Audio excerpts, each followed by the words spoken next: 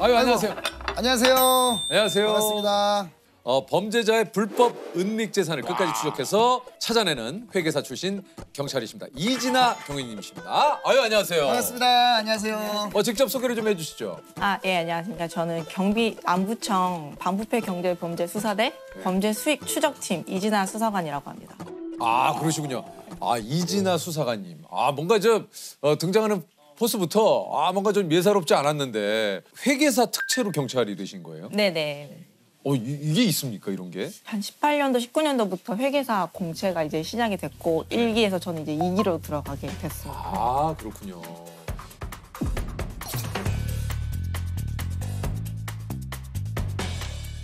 회계사 출신 경찰은 몇 명이나 있어요? 전국에 3명 정도 있습니다. 아, 이진아 그 수사관님 저 포함해가지고. 3분? 네.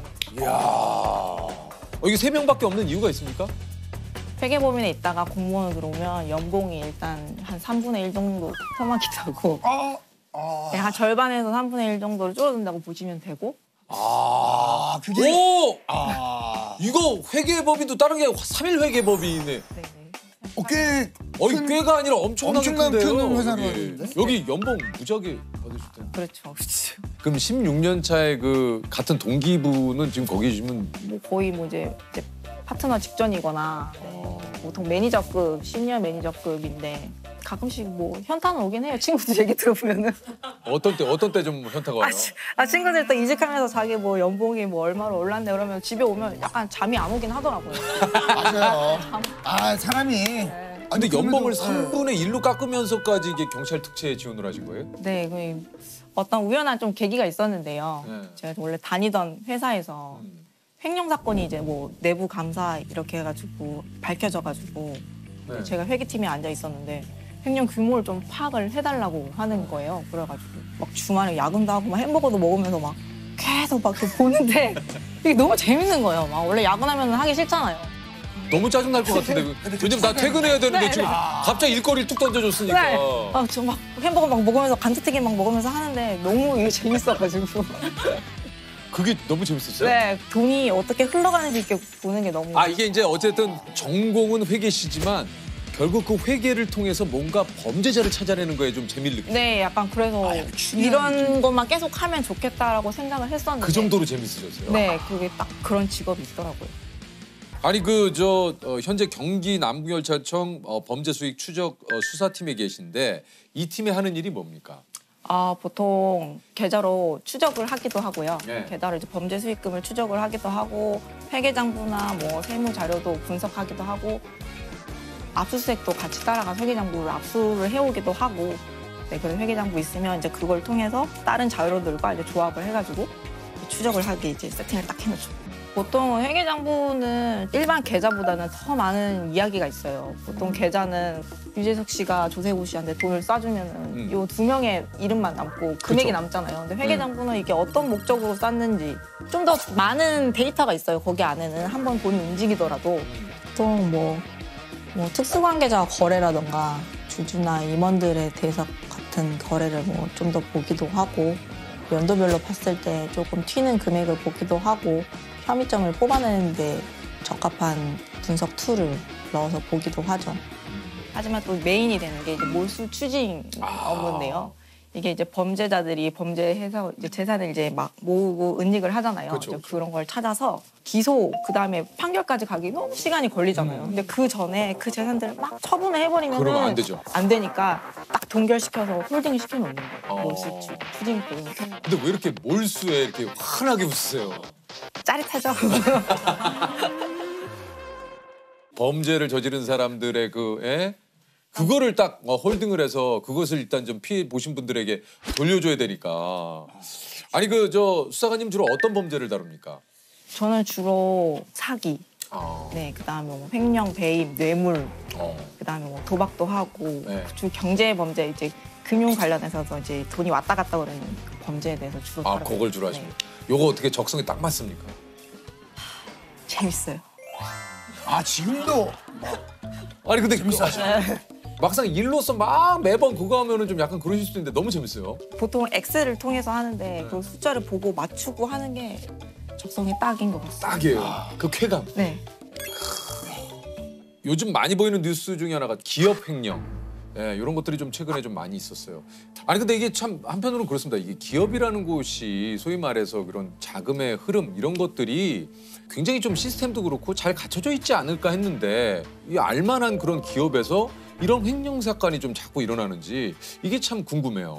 횡령이 일어나는데 보면 보통 작은 팀, 돈을 다루는 팀에 계시는 분들이 횡령을 좀 많이 일으키시는데 작은 팀에 좀 오래 있다 보면은 저희도 이제 프로세스를 보면 어떤 허점이 보이잖아요. 오래 있다 보면은 네네네. 그 허점을 이제 물고 들어가는 거죠.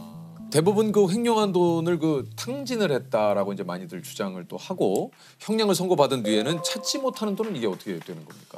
일단 일반적으로는 저희가 이제 형사법적 절차로 저희가 추적을 하기도 하지만 회사가 민사소송을 통해서 어차피 구상권을 청구할 수 있거든요. 네.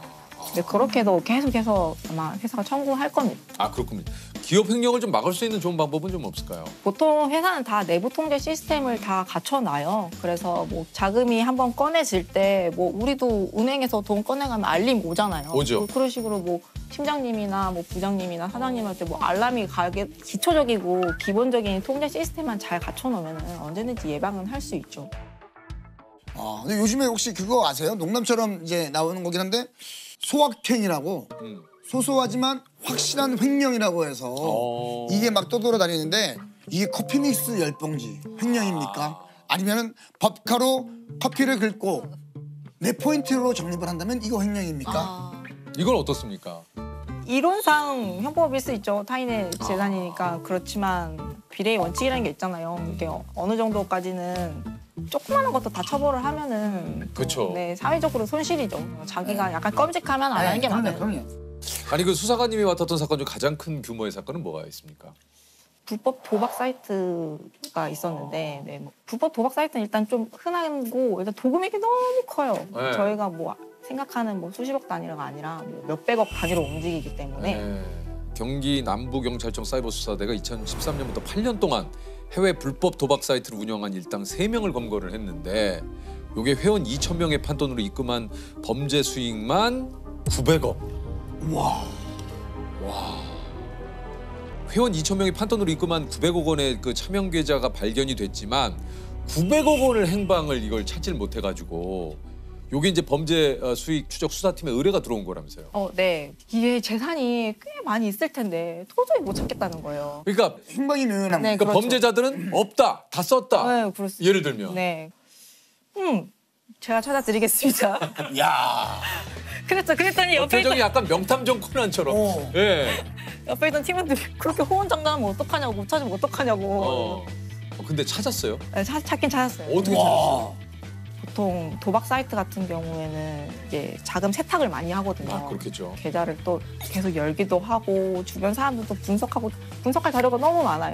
주변 관계도 분석을 해야 되고 뭐 압수수색해서 온 서류들도 챙겨서 봐야 되고 그렇게 해가지고 어떤 딱 한 포인트 그 실마리만 딱 하나 찾아서 그 실마리를 어디서 찾았습니까? 계속 보다 보면은 특정 인물이 보여요. 그 수사 자료에서 중요했던 인물 이런 사람들이 보이니까 그렇게 물고 들어가고 해서 딱 열었는데 외제차 이런 것도 나오고 그 사람 명의로. 네, 그리고 네. 부동산도 나오고 네, 뭐 여러 개. 그리고 아무리 범죄 은닉 자금을 뭐 자금 세탁을 하고 뭐 이 사람 통장에 넣었다 네, 뺐다가 그렇죠. 뭐 다른 걸로 네, 한다 그렇죠. 하더라도 반복적으로 뭔가 이상한 한 인물이 네. 드러난다는 네, 얘기군요. 그렇죠. 결국엔 드러나요. 최초에 가지고 있는 계좌 뭐 몇 개로부터 시작해가지고 쭉쭉 2차, 3차 계좌를 계속 열기는 하죠.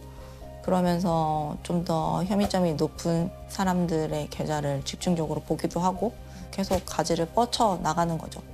그 기간별로 가장 뭐 많이 만났던 사람이라던가 친한 뭐 친인척들 보기도 하고 네 그런 식으로 계속 조사를 하는 거죠.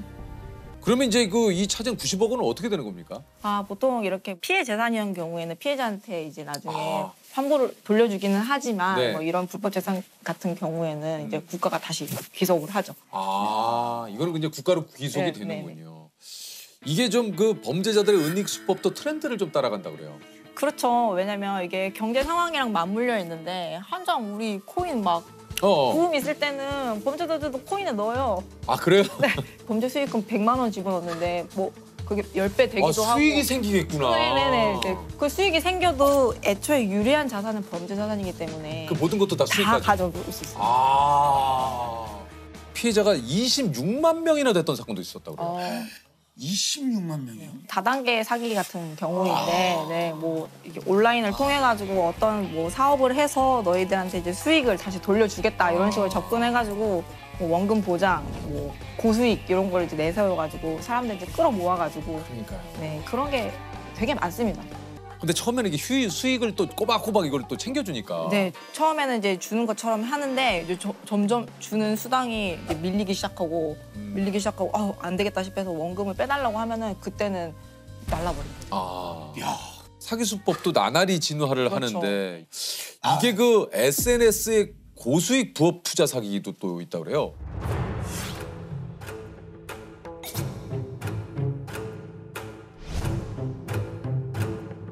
맞아요. 저도 항상 이렇게 뭐 추천 이렇게 오는데 뭐 이런 게 많아요. 100% 원금 보장, 뭐 100% 수익 창출 이렇게 해가지고 오는데 사실 이거는 어떠한 실체도 없고. 맞아요. 네, 우리가 이것만 봐가지고는 이거는 뭐 그래픽 이걸로 다 할 수 있잖아요, 저희.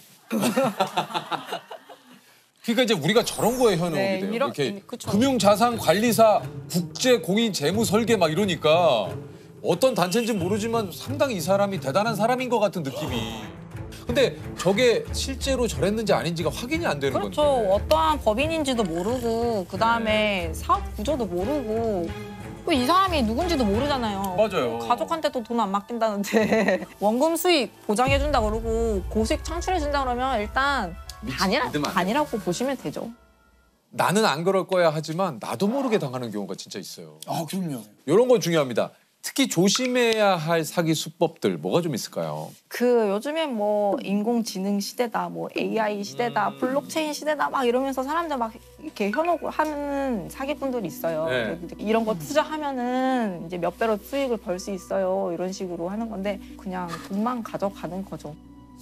진짜 이게 아이고. 이런 수법에 좀 속지 않을 수 있는 방법 좀 없습니까, 수사관님? 일단 세상에 공짜는 없습니다. 맞아요. 공짜는 없고 쉽게 벌 수 있는 돈은 없고요. 맞아요. 네, 항상 현혹되지 마시고요.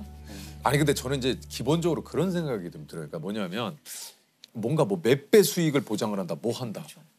이거 남한테 알려주고 싶지 않지 않아요? 그렇죠, 그렇죠. 그렇죠. 이거 기본적으로. 만약에 그런 게 진짜 확실한 게 있다면 나와 내 주변 사람들만 알아가지고 그 수익을 챙기겠지. 옛날부터 사기꾼이란 직업은 고대 시대 때부터 있었을 거예요. 그렇겠죠. 근데 그 안에 있는 아이템이 장판이냐 코인이냐 이렇게 아이템만 바뀔 뿐이지 네. 수법은 거의 다 이렇게 비슷하죠. 아니 진짜 그렇거든요.